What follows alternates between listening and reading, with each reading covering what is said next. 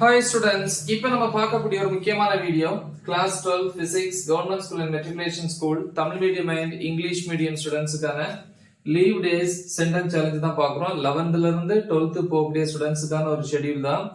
So இது April and May மந்த்துக்கான schedule 2 months வந்து 3 யூனிட்ஸ் கவர் பண்ண போறோம். இந்த 3 யூனிட்ஸ்ல வந்து ஆல்ரெடி 2 யூனிட்ஸ் முடிச்சிட்டோம். 3rd யூனிட் நம்ம இப்போ முடிக்க போறோம். So இன்னைக்கு வந்து டேட் 29க்கான ஷெட்யூல். ஸோ எல்லா டாபிக்ஸும் Tamil medium and English medium teach பண்ணி அப்லோட் பண்ணியிருக்கிறேன். அந்த வீடியோஸோட லிங்க் இந்த வீடியோ டிஸ்கிரிப்ஷன்ல கொடுத்துருக்கோம். ஸோ அதை பார்த்து ப்ரிப்பேர் பண்ணுங்க. ஸோ 70க்கு பப்ளிக் எக்ஸாம்ல 40 and above மார்க்ஸ் வந்து இந்த 3 யூனிட்ஸ்ல இருந்து நம்ம ஸ்கோர் பண்ணலாம். சரி, இன்னைக்கு டேட் 29 பொறுத்த வரைக்கும் மார்னிங் ஆர் ஆஃப்டர்நூன் எந்த டைம் வேணாலும் நீங்க யூஸ் பண்ணிக்கலாம். நான் மார்னிங் டைம் கொடுத்துருக்கிறேன் 9 to 10. ஸோ ஆஃப்டர்நூன் நீங்க வேணா யூஸ் பண்ணீங்கன்னா இதே 1 hour நீங்க ஆஃப்டர்நூன் யூஸ் பண்ணிக்கணும். ஓகே, சோ என்ன டாபிக் 3.11.2 மூவிங் காயில் கேலோனோமீட்டர், அதாவது தமிழ்ல வந்து இயங்கு சுருள் கேலோனோமீட்டர். அந்த டாபிக்கை பாருங்க. அதே டைம்ல வந்து அதுல எழுதி பார்க்கணும், பிராக்டிஸ் பண்ணணும்.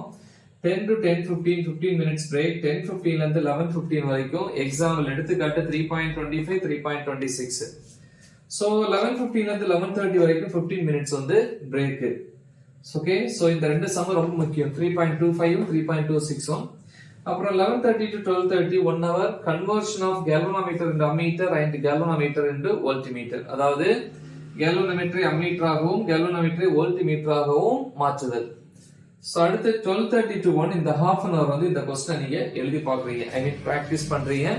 சோ இது வந்து டே 29க்கான ஷெட்யூல். முக்கியமான ஒரு ஷெட்யூல். நல்ல தெளிவா பிராக்டீஸ் பண்ணுங்க. மறக்காம இத உங்க ஃப்ரெண்ட்ஸ்க்கு ஷேர் பண்ணுங்க. All the best. Thank you.